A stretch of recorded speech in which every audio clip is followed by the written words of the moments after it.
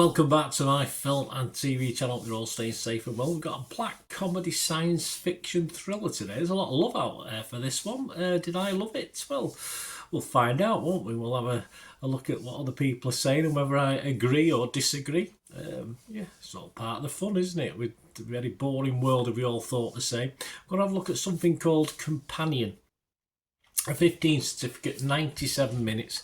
Written and directed by Drew Hancock, feature debut for Drew, this one. The tagline for this: find someone made just for you. Yes, that'd be nice.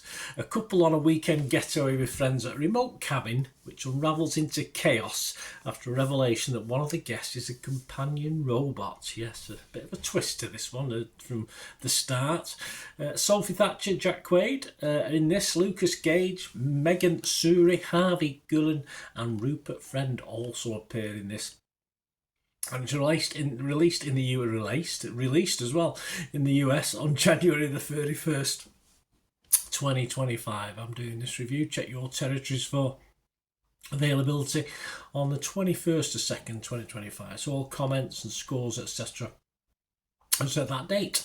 Yeah, it's a good concept, this. I like the concept. We've seen so many of these dark comedy thrillers over the years of a similar style. Well, nothing different, of course, but with the rogue AI element in this, a conspiracy behind it. It's a nice addition to the genre. A big fan was Frank Sheck from Hollywood Reporter. He scored this 90 out of 100 on Metacritic. He said the Tyro director steps up to the plate beautifully, delivering an ingenious, fast-paced horror thriller that keeps you on the edge of your seat whilst also featuring generous doses of mordant humour. Edge of my seat. Well, I won't say I was on the edge of my seat. I thought it got just a little bit repetitive in the storylines, a little bit silly rather than funny in parts. It is, though, paced very nicely. Yeah, nothing wrong with the pace. It was just the humour didn't always work for me. For the first 2/3 of the film, I would sort of echo Frank's sentiment as far as watchability is concerned, but not as much the last third. I think it ran out a little bit of steam. It's 97 minutes, so probably could have wouldn't have harmed doing 10 or 15 minutes on the cutting room floor at least. I think it would have been a tighter, better product. Laura Venning from Empire magazine scored it 60 out of 100. She said, entertaining if inconsequential, Companion is buoyed by solid central performances from actors that seem keenly aware that it's all just a bit of bloody fun. Viva la Robot Revolution.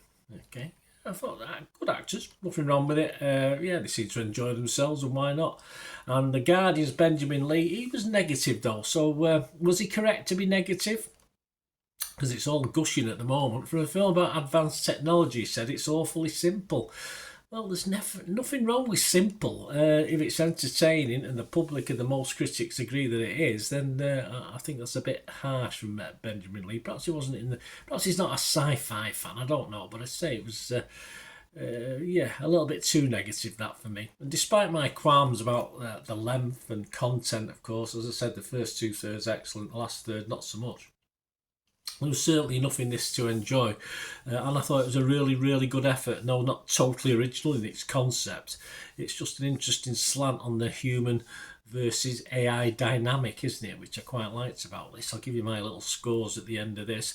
Let's have a look at some of the general scores. Rotten Tomatoes, 7.5 out of 10. Very, very good. Consensus of the website: a fiendishly clever contraption that doesn't rest on the laurels of its twists. Companion thrillingly puts a demented into domestic bliss. It certainly does. Metacritic, which uses a weighted average, assigned the film a score of 70 out of 100 based on 40 critics. 29 were positive, but a big chunk of mixed, 11 for that one. Rotten Tomatoes audience liked it, 4.3 out of 5. Metacritic users, the public there that go on that site, they liked it, 6.9. And we always have a quick look at Internet Movie Database, don't we? On 30,000 scores and reviews, so quite a healthy chunk, 7.2 out of 10. So there's a lot of love out there for this. Very few negatives to talk about. As I say, I have my own little negatives on it, but I would still give it a very watchable score of 6 out of 10. I would be fresh on Rotten Tomatoes. And yeah, rather than being mixed, I would still be positive on Metacritic, despite my little reservations of the length of it and the sort of the last third of the film. So I give it a 6 out of 10. There you go, guys. Let me know in the comments what you think of this. It's all about opinions, as I said. Let me know in the comments, or contact me through my socials. Or if you like what I try and do on the channel, I try and inform and entertain. Of course, if you do like what I try and do and you want to help support the channel in any way, all I ever ask is you keep watching and listening.